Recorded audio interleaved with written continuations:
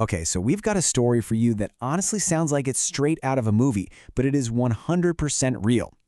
It's all about the very people we hire to be our digital bodyguards, the cybersecurity experts, deciding to become the villains themselves.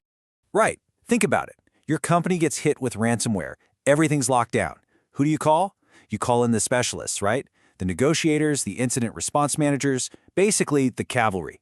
You trust these people to be the heroes. You're definitely not expecting them to be the ones who launched the attack. That is exactly what happened here. It's just unbelievable. By day, these guys were respected professionals. One was a ransomware negotiator, the other an incident response manager. But by night, they were using those exact same skills to hunt down and attack companies. A total double life. So let's meet the main players here, Ryan Goldberg and Kevin Martin. Along with a third person who wasn't named, these were the information security pros who basically turned to the dark side. And this isn't just an accusation. Back in December of 2023, they both pleaded guilty. They admitted to everything. The charge they pleaded guilty to was conspiracy to commit extortion.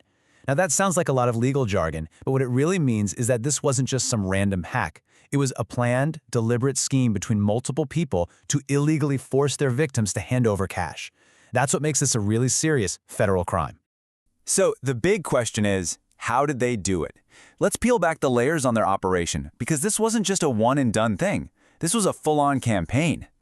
Their whole crime spree lasted about 6 months, kicking off in May 2021 and wrapping up that November. But get this, it took investigators almost 2 years to connect all the dots, which finally led to the public indictments in October 2023. After that, things moved fast. They pleaded guilty just a couple of months later and are now waiting to be sentenced. It just goes to show you, even in these super complex cyber cases, the law eventually catches up. And their targets? I mean, this list is pretty chilling. A medical device company, a drug company, a doctor's office, places that deal with people's health. They also went after an engineering company and a drone manufacturer.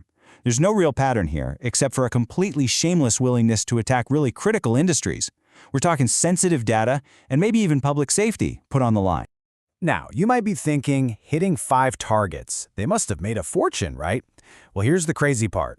Out of all those attacks, only one of them actually ended with a successful ransom payment. But, as it turns out, one was all they needed.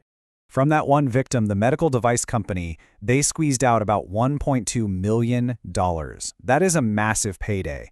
And it just shows you, even if they fail most of the time, the financial reward for getting it right just once is absolutely huge. And as you'd probably guess, the ransom had to be paid in crypto to make it harder to trace. That $1.2 million in Bitcoin was then split 3 ways among them and their partner, and according to the Department of Justice, they tried to launder the money pretty much immediately to cover their tracks. So what's the potential cost for that $1 million score? Well, a federal judge could sentence each of them to up to 20 years in prison. 20 years. Suddenly, that payday might end up costing them 2 decades of their lives. Now, these guys weren't just operating out of a garage on their own. Nope, they had help from one of the most notorious cybercrime gangs in the world, which brings us to their connection with a group called ALPHV. They did it using a model called Ransomware as a Service, or RAS. The easiest way to think about it is like a dark web franchise. You have a main group that develops all the nasty software and the attack tools, then affiliates, like Goldberg and Martin, basically lease those tools to carry out their own attacks, and in exchange, the main group gets a nice cut of any ransom that's paid. And the group they decided to partner with was Alpha V, also known as Black Cat. And let me tell you, these are the major leagues of cybercrime. This is the same gang that was behind that huge attack on Change Healthcare in 2022 that crippled pharmacies like CVS and Walgreens all across the United States.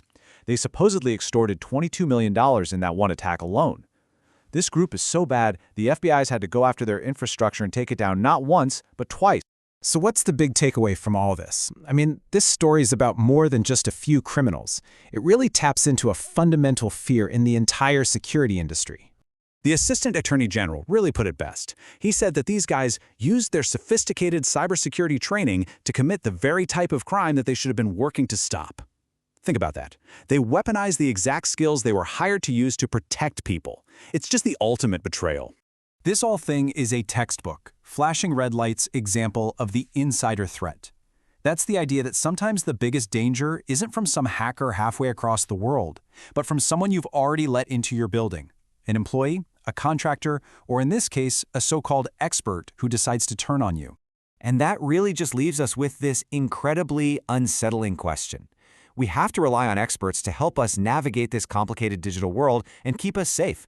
But if those very same experts can flip the switch and become the attackers, if they can use all their inside knowledge to exploit us instead of defend us, then who can you really trust? Who is actually secure?